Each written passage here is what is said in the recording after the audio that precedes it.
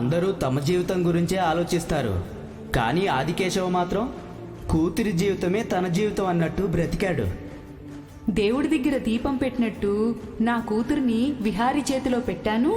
దేవుడి దగ్గర దీపం ఎంత పదిలంగా ఉంటుందో నా కూతురు భవిష్యత్తు కూడా అంతలా వెలిగిపోతుందని రోజుకొకసారైనా మాతో చెప్పి మురిసిపోయేవాడు. ఆయన 10 మందికి మంచి చేసే రకం కాబట్టే మీలాంటి గొప్ప అల్లుడు ఆయనకు దొరికాడు.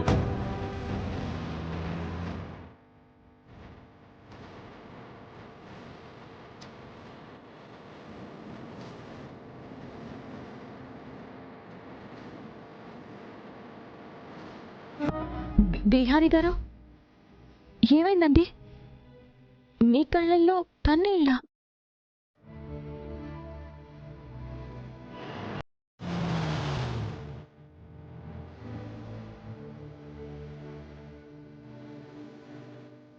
బిహారీ గారు,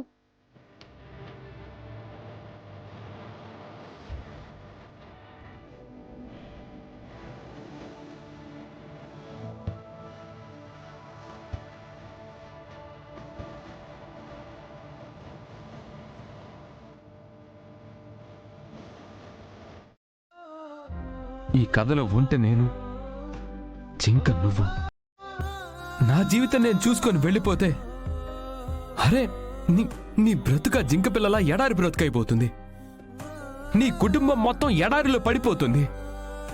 అసలు నేను చేస్తుంది తప్ప ఒప్పో కూడా నాకు అర్థం కావట్లేదు కనక మహాలక్ష్మి.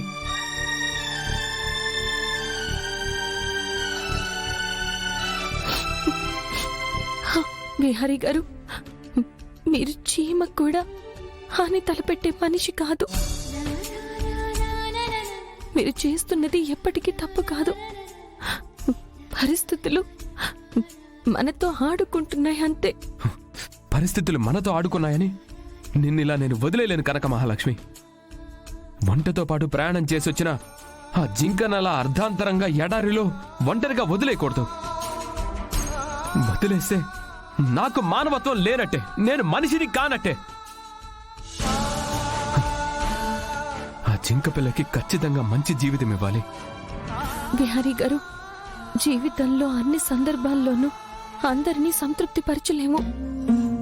ఒక పక్క మీ కుటుంబాన్ని కలపాలి, మీ కుటుంబాన్ని గొప్పగా చూసుకోవాలి. అలాంటి సమయాల్లో నన్ను, నా కుటుంబం గురించి కూడా ఆలోచించడం మొదలు పెడితే మీరు ఎవరిని సంతృప్తి పరచలేరు. ఎవరికీ న్యాయం చేయలేరు. దయచేసి నా గురించి, నా కుటుంబం గురించి మర్చిపోండి. ఆ దేవుడి రాత ఎలా ఉంటే అలా జరుగుతుంది. లేదు కనక మహాలక్ష్మి, నీకు చేస్తున్న అన్యాయం నాకు గుర్తొచ్చినప్పుడల్లా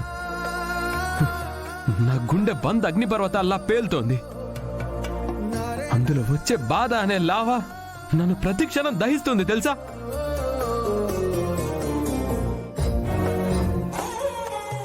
ఆ బాధ నేను భరించలేను. అందుకే ఖచ్చితంగా అతి త్వరలో ఈ సమస్యకు ఒక పరిష్కారం వెతకాలి. నీ జీవితానికి ఒక అందమైన దారిని నేను వెయ్యాలి. వేస్తాను, ఖచ్చితంగా వేస్తాను. నీ బ్రతుకు ఒక అర్థం నేను కల్పిస్తాను. ఓ అవునా? అదేంటి పిన్ని, నేను నీతో మాట్లాడుతుంటే నువ్వింకెక్కడ ఆలోచిస్తున్నావు? ఒక కొత్త పాయింట్ మీద నాకు అనుమానం మొదలైంది. అదే కాని జరిగితే ఈ ఇంట్లో ఈరోజు ఒక పెద్ద ప్రళయం జరుగుతుంది. నువ్వే విషయం గురించి మాట్లాడుతున్నావు పిన్ని? ఈరోజు ఆఫీస్లో బోర్డ్ ఆఫ్ డైరెక్టర్స్ మీటింగ్ ఉంది. అంటే విహారీ ఖచ్చితంగా ఆ మీటింగ్కి అటెండ్ అవ్వాలి. ఈరోజు విహారీ హైదరాబాద్ రావాలి. ఇదే రోజు లక్ష్మి కూడా హైదరాబాద్ వచ్చిందే అనుకో. వస్తే ఏమవుతుంది?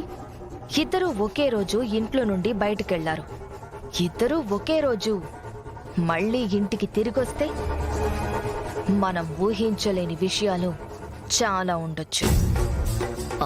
ఏం మాట్లాడుతున్నావు పిన్ని? నువ్వు ఇండైరెక్ట్ గా విహారి బాబా లక్ష్మి పైన మనసు పడ్డాడు అన్నట్టు మాట్లాడుతున్నావు. నువ్వు రివర్స్ లో కూడా ఆలోచించొచ్చు సహస్ర. బహుశా లక్ష్మియే విహారిని లొంగ తీసుకోవడానికి ప్రయత్నించొచ్చేమో. ఎవరికి తెలుసు. నమస్తే మేడం. విహారీ గారు హైదరాబాద్లో ల్యాండ్ అయ్యారంట మేడం. నేరుగా ఆఫీస్కే వస్తున్నారంట.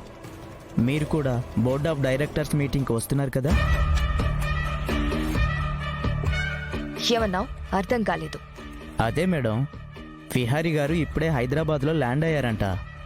మీటింగ్కి డైరెక్ట్గా వచ్చేస్తున్నారంట. మీరు కూడా వచ్చేస్తున్నారు కదా? నేను కూడా వచ్చేస్తున్నానులే. సరే మేడం.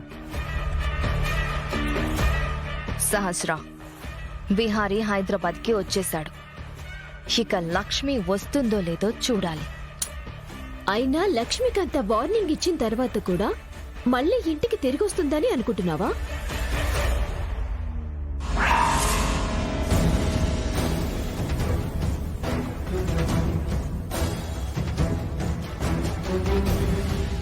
నేను అనుకోవడం అనుకోకపోవడం పక్కన పెట్టు. ఒకసారి అటు చూడు.